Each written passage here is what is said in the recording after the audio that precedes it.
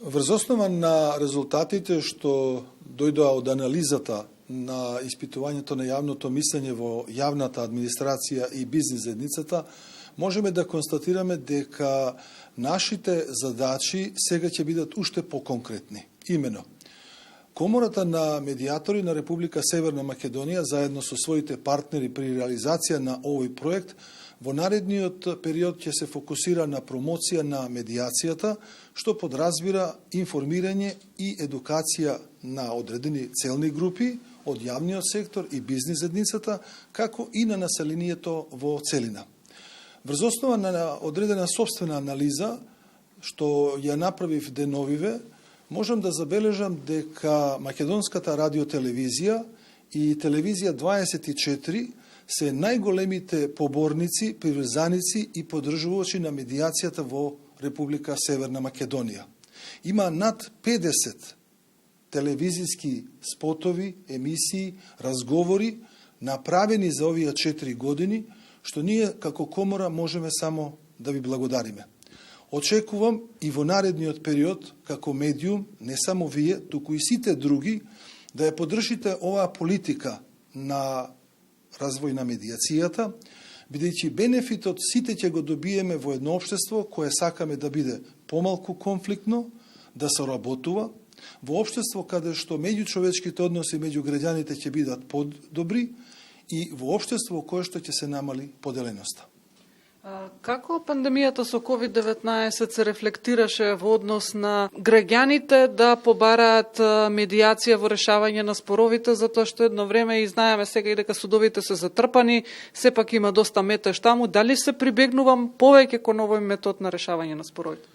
Вашето прашање можам да го одговорам на следниот начин. Како и во сите сегменти, на локално, на национално и на меѓународно ниво, ковидот предизвика проблем. Ние бевме сведоци дека меѓународни спортски надпревари, меѓународни конференции се одлага, така што и постапките за медијација се намалија во извесен број, барем од она што ние го очекувавме. Самата Комора многу потешко функционираше, неколку конференции ги одржавме преку Zoom, што од една страна и тоа беше голем напредок. Лично учествував на неколку меѓународни конференции каде што ја промовирав Република Северна Македонија на планот на резултатите што ги постигна во медијацијата, каде што сите се согласија дека сме најдобри и ветија дека ќе ги користат македонските искуства во промоцијата на медијацијата, а тука пред се мисли на задолжителниот обид и на воведувањето лиценца за медијаторите. Да се вратам на вашето прашање. Да се надеваме, да очекуваме дека со техниката ќе успееме да ги приближиме вредностите на медијацијата меѓу страните и дека ако не може да дојдат во просторија или во нашите простории во 6 очи, барем да ги имаме на Zoom или на некоја од платформите за да го решат спорот. До сега сте решавале такви спорови со алатките преку интернет или тоа би било некоја новина која во иднина би се применувала? Мислам дека некои колеги се обидоа, лично јас немав такво искуство, меѓутоа најголемиот дел ги користев телефонските разговори, бидејќи и тоа го имаме како можност, и ги користев овие материјали што ги скенираме преку електронските мрежи, односно на таков начин. Само директната медијација лично не сум ја водел како таква. Во дадената ситуација се придржувавме сите на мерките за да не се доведеме во ризик и најчесто контактите беа поединечни доколку моравме да присуствуваме. И уште едно прашање, Комората веќе долго време работи на промоција на самата медијација. Искуствата од последнава година што ви кажуваат во смисла на тоа во кои спорови се постигнуваат најдобри резултати и еден апел до граѓаните да испратите новата?